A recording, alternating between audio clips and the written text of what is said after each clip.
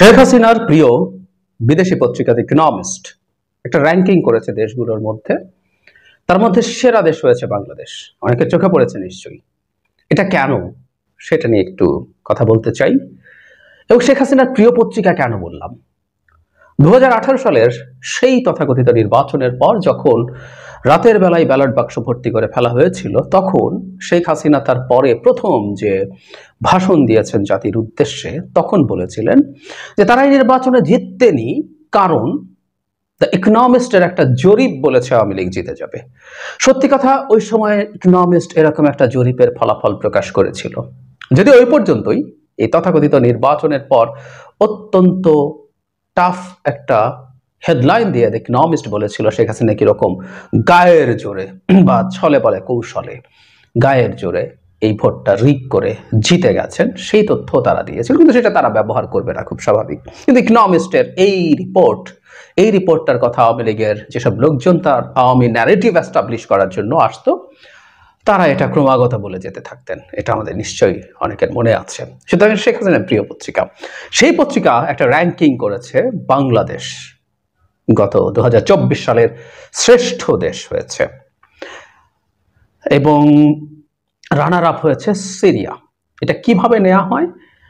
সেখানে বলা হয়েছে সবচেয়ে ধনী, সুখী ও নৈতিকভাবে শ্রেষ্ঠ স্থান অধিকারী কিনা সেই হিসাবে নয়, সেরা দেশ বেছে নেওয়া হয়েছে 12 মাসে সবচেয়ে বেশি উন্নতি করেছে কিনা সেই বিচারে। তার মানে তাদের বিবেচনায় গত 12 মাসে বাংলাদেশ সবচেয়ে বেশি উন্নতি করেছে। তার মানে বাংলাদেশে শেখ হাসিনাকে আমরা খেদিয়েছি, তাকে ভারত পালাতে বাধ্য করেছি।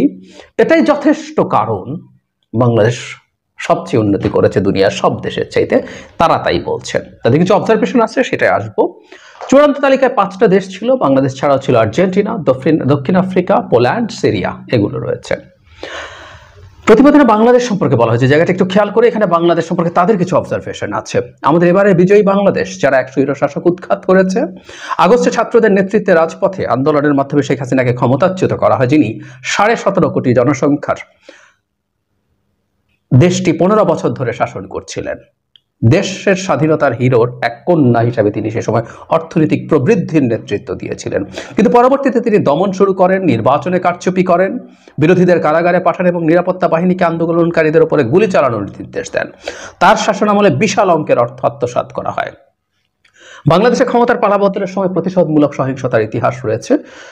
প্রধান বিরোধী দল দুর্নীতিগ্রস্ত, ইসলামী চরমপন্থাও একটি হুমকি, তবে এখন পর্যন্ত তাদের পরিবর্তন আশাব্যঞ্জক। খেয়াল করছি আমরা, এখানে বিএনপি সম্পর্কেও সমালোচনা আছে এবং ইসলামী চরমপন্থার হুমকির কথা বলা হচ্ছে। মূলত ভারত যে ধরনের ন্যারেটিভ দেওয়ার চেষ্টা করে, সেটা বাংলাদেশে ইসলামী চরমপন্থার মেজর ঝুঁকি আছে বলে আমরা মনে করি না, তবে এরকম কিছু এলিমেন্টস আছে। এটা খুব স্বাভাবিক, একটা মুসলিম প্রধান দেশে এই ধরনের এলিমেন্ট থাকা খুব অস্বাভাবিক কোনো কিছু নয়।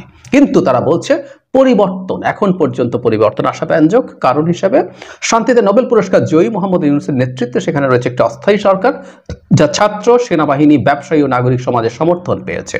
এই সরকার শৃঙ্খলা পুনঃপ্রতিষ্ঠা করেছে এবং অর্থনীতিকে স্থিতিশীল করেছে। আমরা সরকারের কাছে এক্সপেকটেশন অনেক বেশি বলে সরকারের প্রচুর ব্যর্থতা আমরা দেখি, কিন্তু এই সরকার এই অভ্যুত্থান পরবর্তী সময়ে সত্যিকার অর্থেই মোটা দাগে একটা স্থিতিশীল বাংলাদেশ ধরে রাখতে পেরেছে। এখানে আরো মারাত্মক সব কেওস হওয়ার প্রবাবিলিটি ছিল, কিন্তু সেগুলো ঠেকানো গেছে। এটা নিশ্চয়ই একটা বড় সাফল্য। 2025 সালে সরকারকে ভারতের সঙ্গে সম্পর্ক ঠিক করতে হবে এবং কবে নাগাদ নির্বাচন আয়োজন করা হবে তা নির্ধারণ করতে হবে।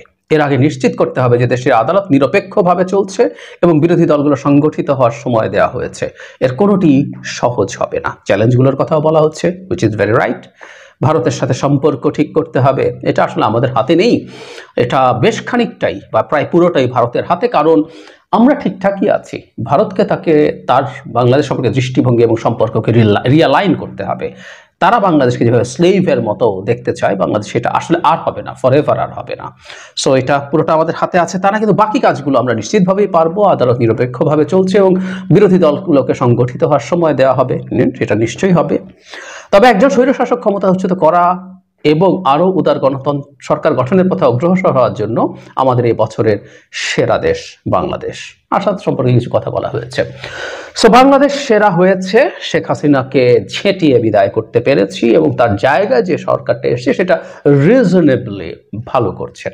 রিজনেবলি। আমরা এই সরকার সব সমস্যার সমাধান করে ফেলবে, এই সরকার ওই করবে সেই করবে, এক্সপেকটেশন আছে, কিন্তু সব খুব দ্রুত অ্যাচিভড হয়ে যাবে। আমি কখনো সেটা মনে করিনি। আমি বহুবার একটা কথা বলেছি যে সরকারের সবচেয়ে বড় সংকট হচ্ছে সরকার অকল্পনীয় রকম প্রত্যাশার উপরে প্রতিষ্ঠিত হয়েছে। এটাই তার প্রধান চ্যালেঞ্জ।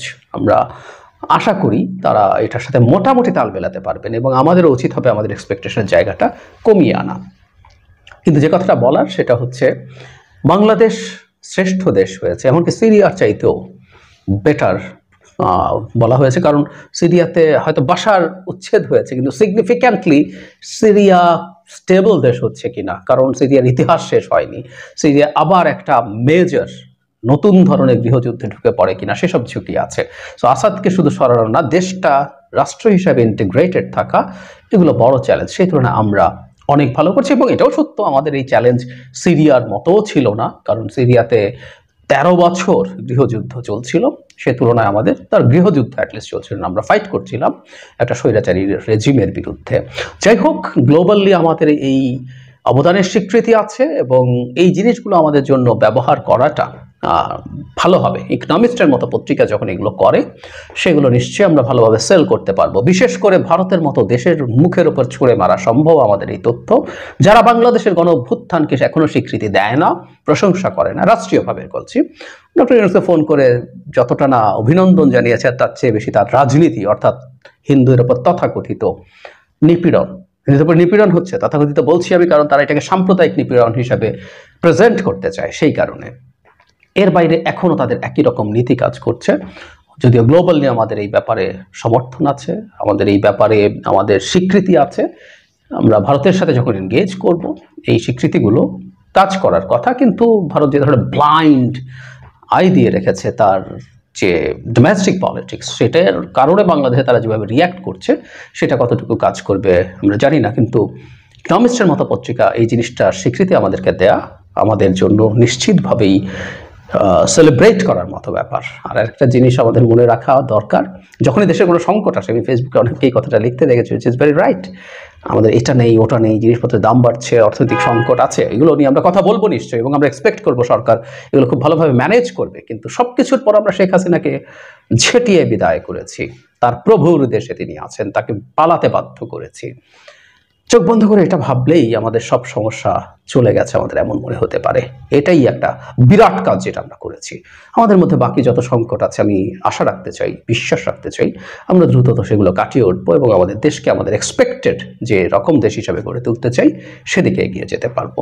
এই স্বীকৃতিটা আছে এবং ভবিষ্যতেও আমরা আশা করি এই সম্মানটা আমরা ধরে রাখবো, কারণ এই রিপোর্টে আমি পড়ে শোনালাম আশাবাদের কথা আছে, এখন পর্যন্ত ভালো আছে, চ্যালেঞ্জের কথা থাকলেও বাংলাদেশ পারবে, এই টোনটা এর মধ্যে আছে।